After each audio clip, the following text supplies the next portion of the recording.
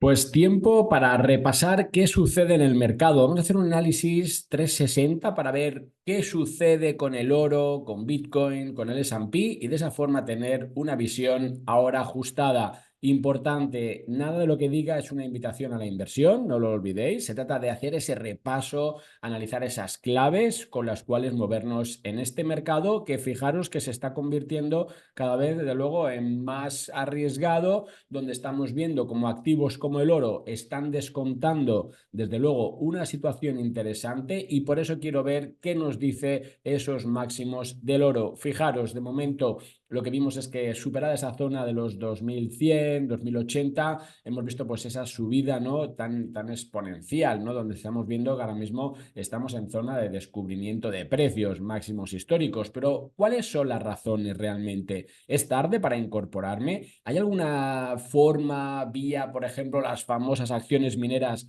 con las cuales podemos meternos en el mercado? Vamos a ver pues esos puntos para intentar inferir, por tanto, esa situación. Primero y más importante, fijaros, ¿a qué responde un poco esa subida del oro? Pues yo creo que realmente lo que estamos viendo es que es una forma de cubrirnos contra esa represión financiera. ¿Qué significa eso? Pues bueno, lo veis, tenemos una deuda en Estados Unidos, en Europa, en el mundo realmente que se dispara. Estamos viendo como ahora mismo, ¿no? Pues desde el COVID, más 50% el volumen total que tenemos, por ejemplo, en Estados Unidos, hasta el punto que, fijaros, ahora mismo la partida que se dedica al pago de intereses de esa deuda en Estados Unidos es de 1 billón nuestro, 1 trillón, más del doble de la partida para defensa. ¿Eso qué supone? Pues que si al final tenemos que financiar ese déficit, es como si ese déficit se monetiza, se le da a la maquinita y se emite nueva deuda, con lo cual que tenemos represión financiera,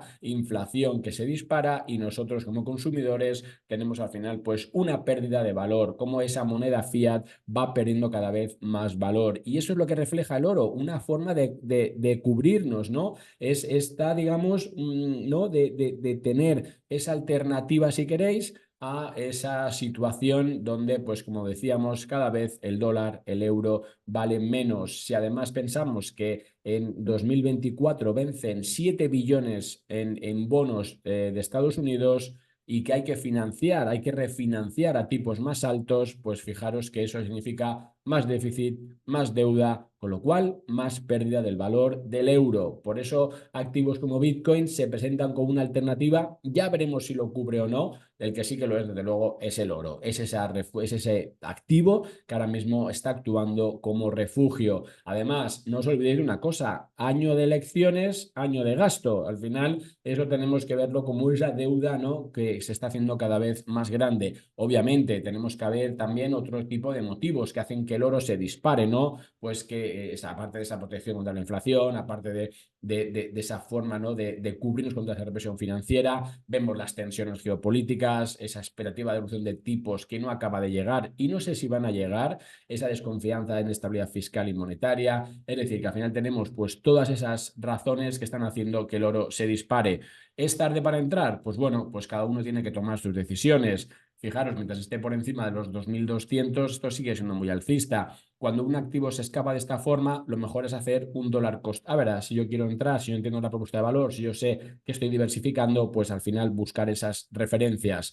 Interesante también sería a lo mejor buscar una forma de participar en ese oro vía las mineras. Es verdad que la correlación, desde luego, no tiene nada que ver y que al final, pues esas acciones, esas empresas al final están adoleciendo, ¿no? De otro tipo, si queréis, de problemas. ¿Pero qué ha sucedido? Pues bueno, pues que ese proceso de inflación que hemos vivido ha impactado en todo lo que son los costes, ¿no? de la operativa de esas mineras y por eso ha lastrado. Pero yo creo que eso también está un poco dejándose atrás, es decir, esos costes operativos, esos gastos generales que se han disparado en las empresas mineras, los costes de explotación, pues ahora llegan a un momento en el cual de un lado tenemos un precio de oro que se ha disparado y esos costes que van desde luego a un proceso de menor inflación. Luego entonces puede ser beneficioso para las mineras. Simplemente os los dejo ahí. Yo creo que si se buscan empresas como Barrick Gold, por ejemplo, ¿no? Que tiene una gestión digamos, mucho más óptima que alguno de sus competidores, puede ser una alternativa que os dejo simplemente ahí para que lo estudiéis, para que lo meditéis. Aquellos que queráis ir con algún tipo de instrumento, pues por ejemplo tenemos aquí este ETF que en el fondo viene a hacer una especie de basket, si queréis, de esas acciones mineras más importantes. Eso del lado del oro. Entramos, segundo clave, segundo punto, en temporada de resultados. Fijaros que la semana del 22 de abril es la que vamos a ver mayor exposición. En esta semana actual tenemos Netflix dentro de las big caps, si queréis, ¿no? Que son los que más impacto pueden tener en el mercado. Y es importante pues ver un poco qué sucede ahí. No tanto ese dato, sino qué nos está diciendo. En el fondo, fijaros, la economía norteamericana sigue fuerte, el empleo sigue fuerte, la inflación, por tanto, sigue fuerte en un entorno geopolítico complejo con ese incremento de petróleo y lo que puede suponer del lado de la inflación, pero las empresas de momento lo están haciendo bien. Hay que ver pues, si esa capacidad se mantiene y por tanto ver un poco las expectativas sobre esos beneficios por acción. Fijaros, si cogemos el S&P 500, aquí os doy dos datos, el consenso de mercado espera $243 de BPA, mientras que, por ejemplo, analistas como Morgan Stanley son mucho más conservadores. Ahí lo dejo para que podamos comparar consenso con alguna parte un poco más negativa, si bien para 2025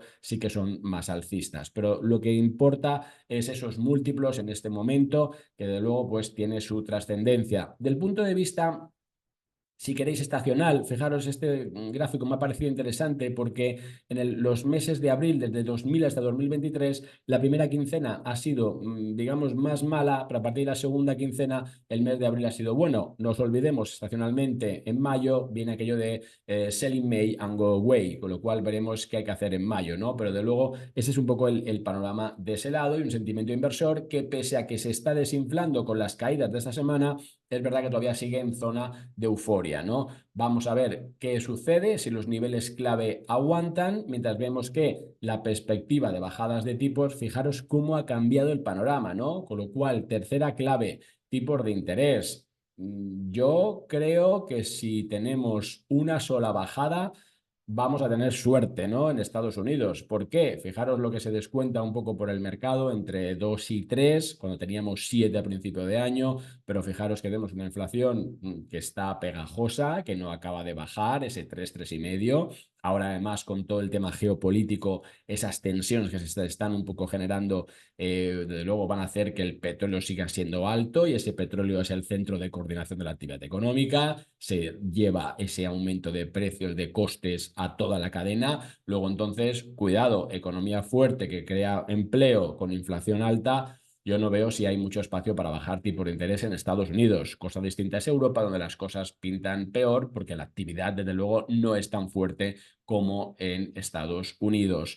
Del lado de inflación, pues fijaros, ¿no? Incluso las proyecciones vienen a ser a que ya por ahí vamos a tener muchos problemas para bajarla del 3, 3,5 y eso, por tanto, no podemos olvidarlo. Del lado de flujos, y antes de llegar un poco a esos niveles clave, ¿no? Fijaros cómo esta semana se está produciendo salida, ¿no? Esa rotación de las large caps. Y si bien es verdad que las small y mid caps parece que están cogiendo algo de ese flujo, también estamos viendo que si ahora el mercado cae, pues todo eso se puede quedar de momento en activos a lo mejor monetarios. También hemos visto que estamos en máximos en fondos monetarios y de ahí pues ver un poco qué sucede. Por último, última clave, niveles de control. Fijaros, Bitcoin, vamos el sábado al halving. Hay muchas expectativas puestas ahí. Cuidado que los mineros suelen vender en esa pata, porque van a tener, pues ahora, pues desde luego menos recompensas, por lo cual más costos tienen que hacer al final, pues sacar flujos, ¿no?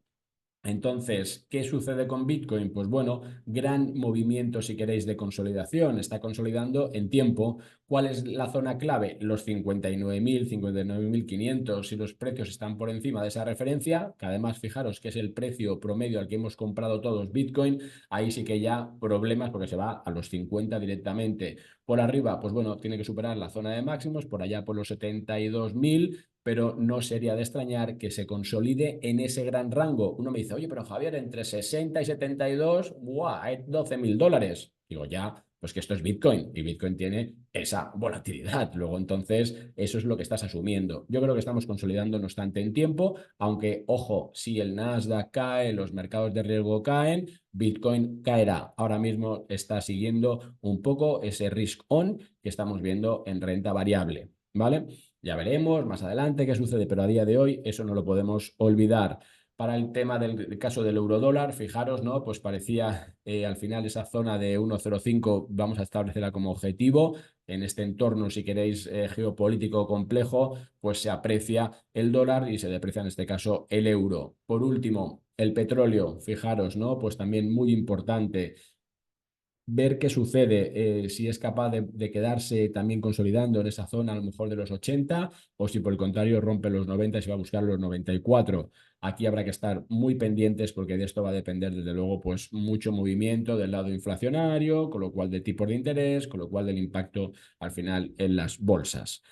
Conclusión, son momentos otra vez complejos, pero que también se buscan oportunidades en estas situaciones. El S&P, no lo he dicho, la zona que no debería perderse son los 4.990. Mientras estemos en un S&P por encima del 4.990, esto es una corrección normal que sucede tras las fuertes subidas. No olvidéis, de octubre hasta casi pues mes de abril hemos tenido incremento al final de cotizaciones brutal, ¿no? En un trimestre de 2024, 10%, el caso, ¿no? De los principales índices, pues las correcciones son normales. Entonces, mientras no se pierdan esos niveles, como digo, de control, o sea, dejarlo ahí, 4.990 para el S&P, 10.100 para el IBEX, 60.000, 59.000 para Bitcoin y ahí pues un poco ir un poco pues gestionando, diversificar, extremar, dejar liquidez, porque creo que es importante y ahí tendremos desde luego buenas referencias. Hasta la próxima.